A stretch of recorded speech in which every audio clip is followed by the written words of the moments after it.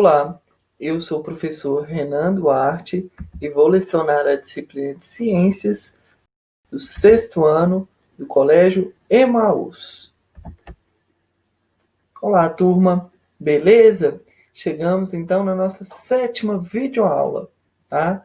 Vamos continuar falando de cadeia e teia alimentar, né? Ou cadeia e teia ambiental, tudo bem? É só uma curiosidade, tá, pessoal? Tá? Que cadeia e teias alimentares, né, são representadas por quem? O que tem? Seres vivos, organismos.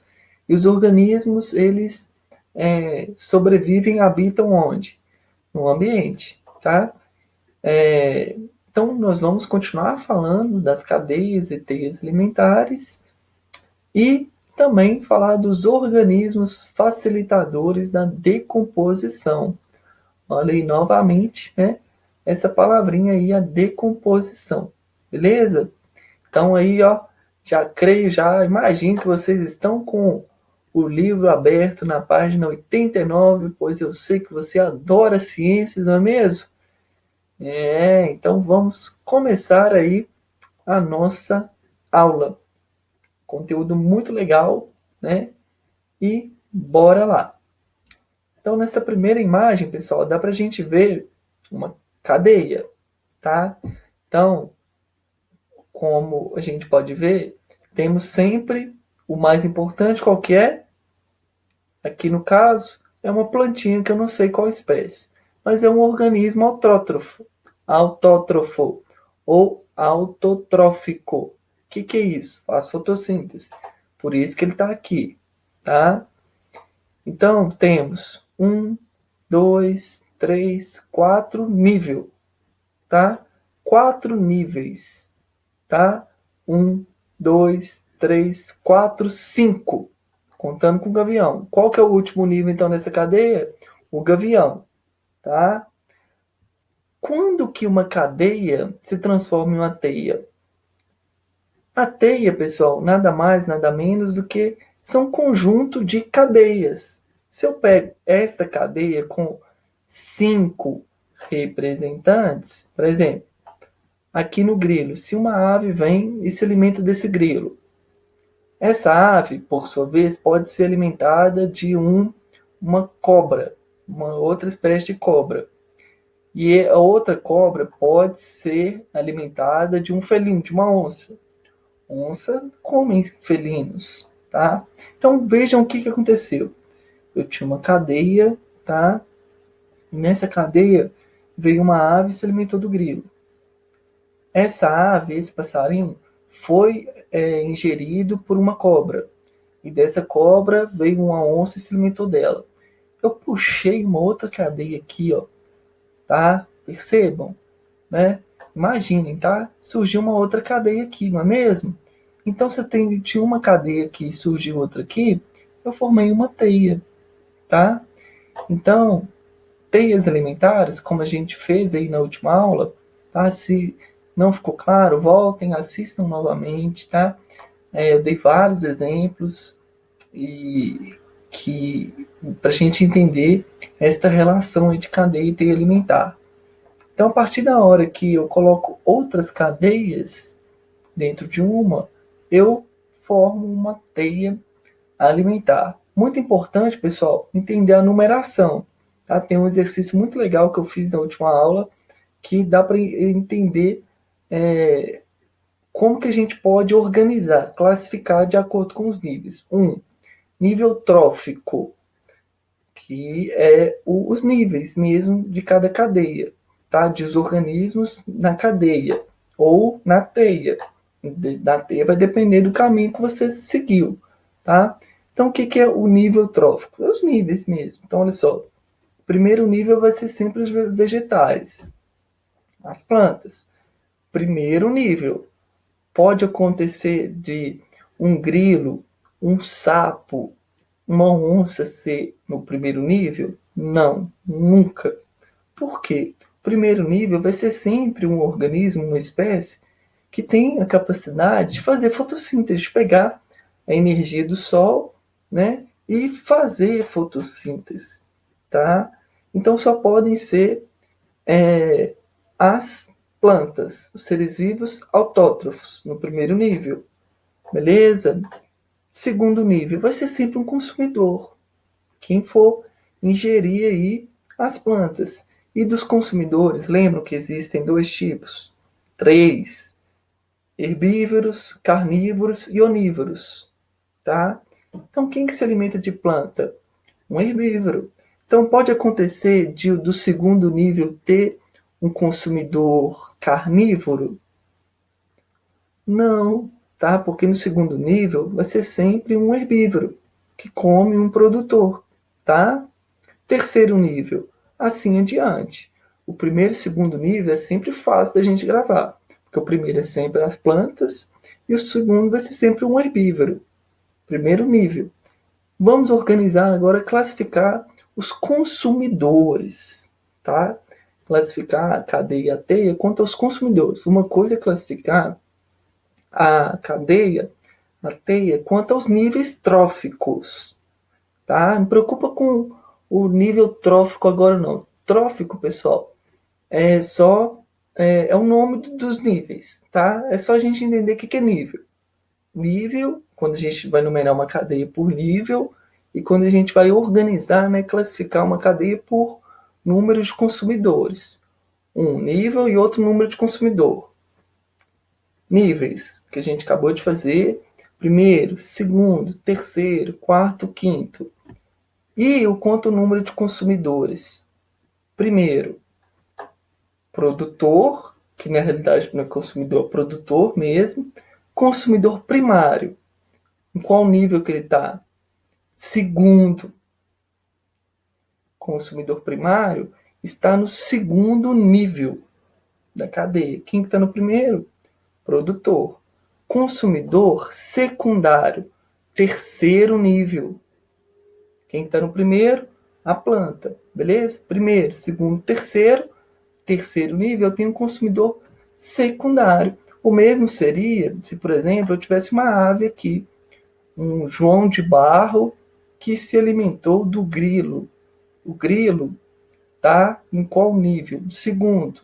O João de Barro estaria no terceiro nível, só que ele seria também um consumidor secundário. Beleza? Então, olha só. Olhar sempre o produtor. Temos aí o milho, é uma planta, faz fotossíntese, tá? Rato, aí no caso é um onívoro, que ele pode comer tanto de pequenos insetos quanto o milho, né? Grãos.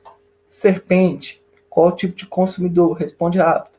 1, 2, 3. Consumidor secundário. Qual nível? Terceiro nível. E o topo da cadeia aqui, quem que é? Coruja. Beleza? Então peguei, né, o ciclo e dividi. Primeiro, segundo, terceiro, quarto. Vamos ver essa imagem agora.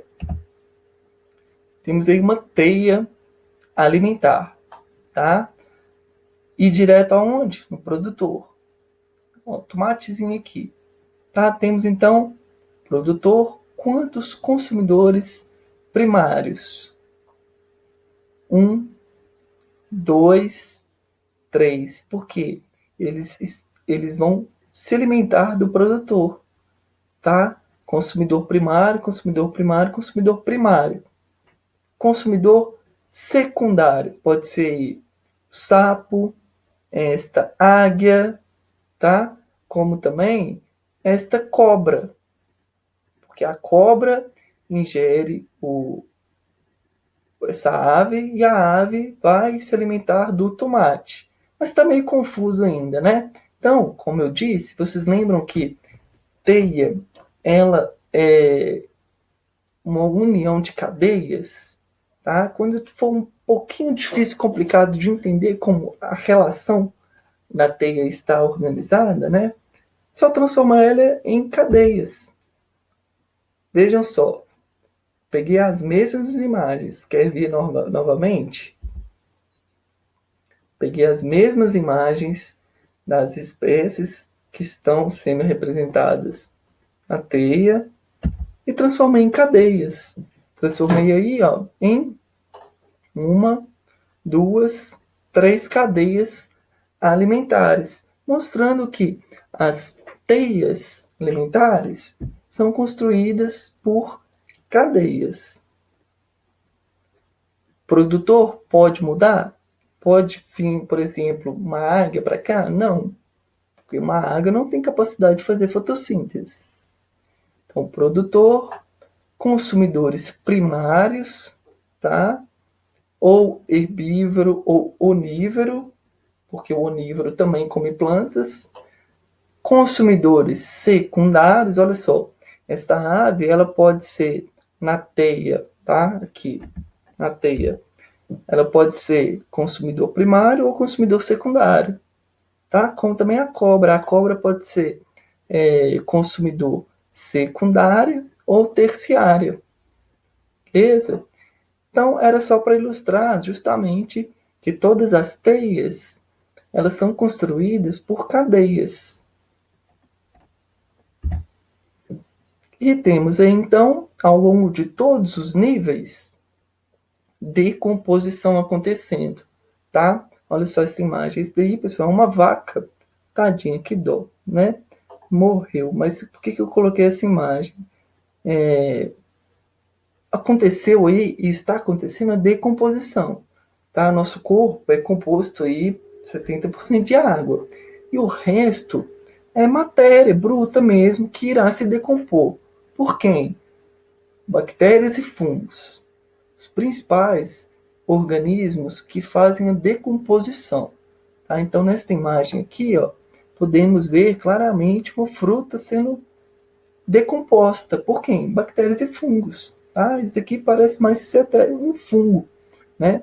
E eles se desenvolvem, pessoal, onde tem muita umidade, tá? Luz, né? Umidade em excesso, água, tá? E sombra, beleza? É umidade e sombra, o suficiente para os fungos começarem a se desenvolver. Se você pega uma laranja, frutas de cítricos, laranja, limão, eles têm muita água, tá? E melancia também tem muita água. Se a gente pega essas frutas e coloca em cima da mesa, o fungo, ele gosta de água, de umidade. Então ele só vai desenvolver onde tem umidade. Fruta tem, melancia tem. Se eu colocar ela na sombra, é questão de dias para os fungos entrarem aí, começar o processo de decomposição. Beleza? Que dá para a gente ver claramente nessa imagem aí também, olha só. Você tem cada fruta em um estágio diferente. Essa daqui não começou, essa maçã não começou a se decompor ainda. Essa daqui está mais ou menos. E essa daqui, ó, no estágio avançado de decomposição. Isso é extremamente importante, pois voltam com os nutrientes para o solo. Os nutrientes que estavam nas frutas, nos legumes, até mesmo nos corpos mesmo, tá? Na vaca. A vaca ingere grama, não é mesmo? Então, depois que ela morre, a ação dos decompositores faz com que esses nutrientes voltem ao solo. E ter nutriente no solo é extremamente importante para as plantas. Então a gente chama também de solo fértil. Solo fértil, aquele solo que é rico em nutriente. Solo infértil, aquele solo que não tem matéria orgânica, que se não tem matéria orgânica não vai ter bactérias e fungos que vão decompor para produzir aí voltar, né, com os nutrientes para o solo. Então, olha aí, quem que são os seres decompositores? Bactérias e fungos. Mas minhocas, moscas e carcarás é uma ave, pessoal, tá? Está na ilustração aí do livro de vocês. Tem um carcará lá, vocês podem ver. Eles facilitam o trabalho dos fungos e das bactérias, tá? Porque eles, primeiro, a minhoca, ela remexe, né, a terra, tá? E as moscas também são detritívoras. Está lá no livro de vocês também. Auxiliam, por isso que chama seres facilitadores da decomposição. São animais que vão auxiliar quem? As bactérias e os fungos a fazer a decomposição, né, que é extremamente importante aí para o meio ambiente e para as plantas. Bom, para a próxima aula, então, faça então a síntese, tá? Muito legal o exercício da página 96. Um grande abraço, bons estudos, espero que tenha ficado claro, né? Entendido todos os conceitos. Se for preciso, voltem, assistem novamente e não se esqueçam, juntos no caminho certo.